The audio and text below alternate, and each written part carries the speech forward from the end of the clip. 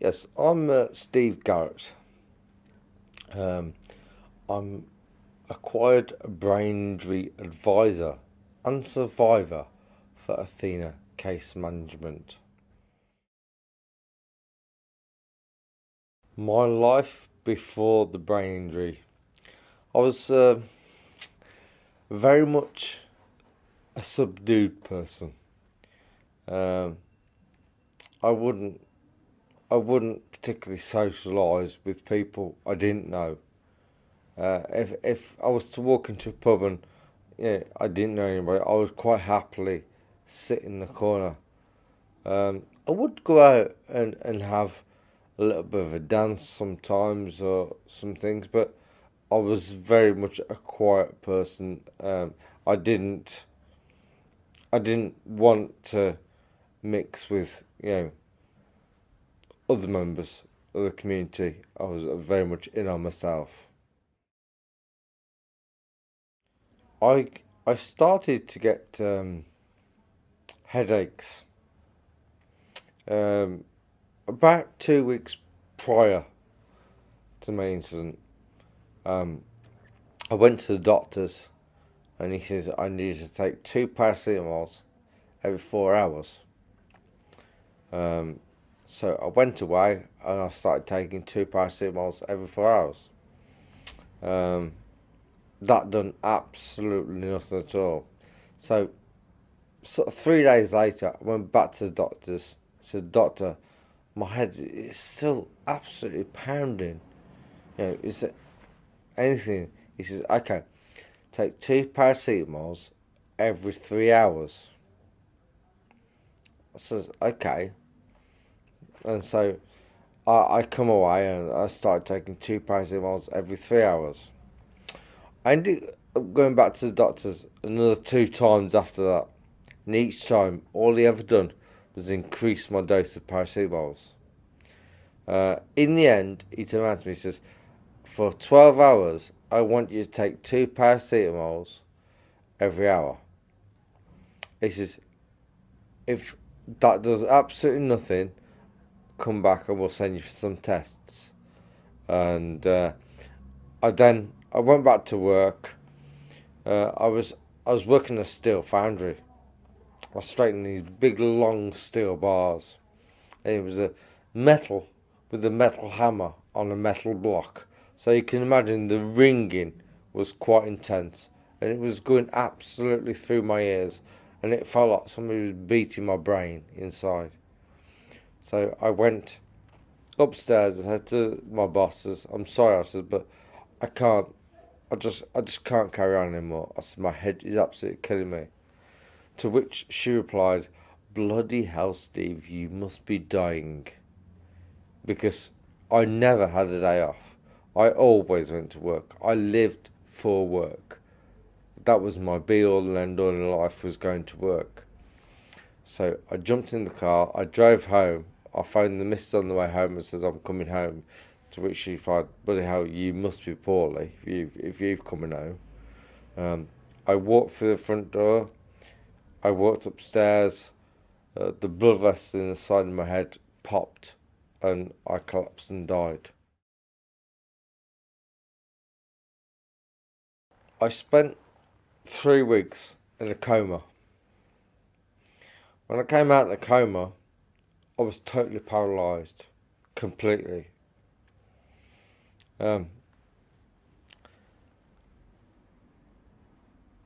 a week went by, and my left hand side had started to twitch. Prior to this, the doctors had already been told, my mum and dad, the chances of me ever walking again or moving any part of my body were around about 80%. Um, but my left hand side started twitching.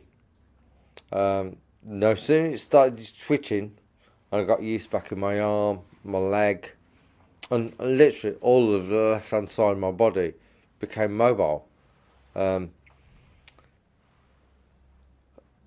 the doctors then come and told um, my mum and dad that the chances of me moving on my right side, because that was the side of my bleed, were around about 83%.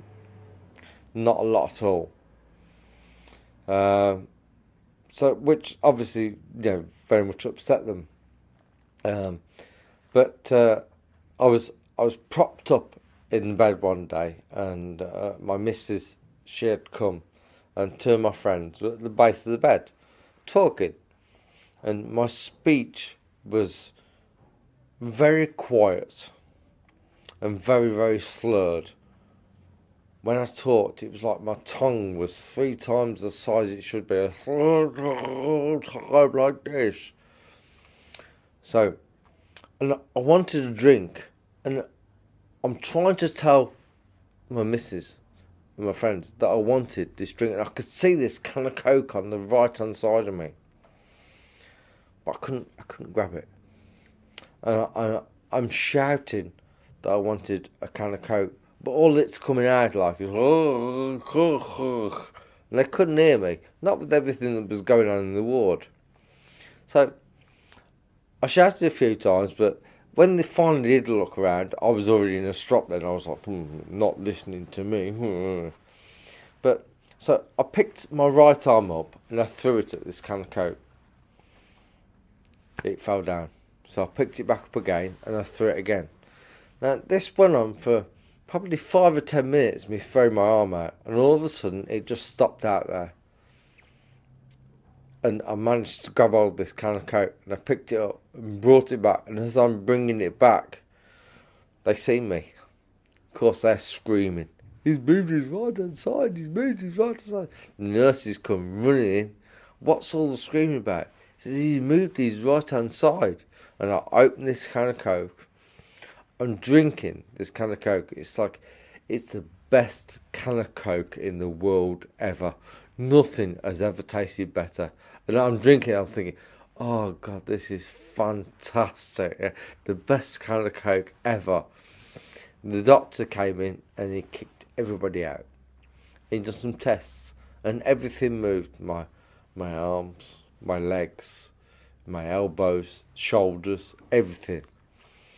He says, the doctor sat on my bed and he sat, I don't know, probably round about probably a foot away from me, and he was right in my face. He says, "Steve," he says, "do you know why you can move?" I looked at him and says, "No, doctor." He says, "I will tell you, and I mean this from the bottom of my heart. The only reason you can move, Steve, is because you're a stubborn bastard." And that was his exact words to me. Yeah? And he left. My partner came back in and I says, the doctor says I can walk. Got to help me out of bed and I can walk. I took 3 steps that to help me back to bed. I couldn't take no more. I was absolutely had it. All I wanted to do was sleep then. And that was what happened directly after.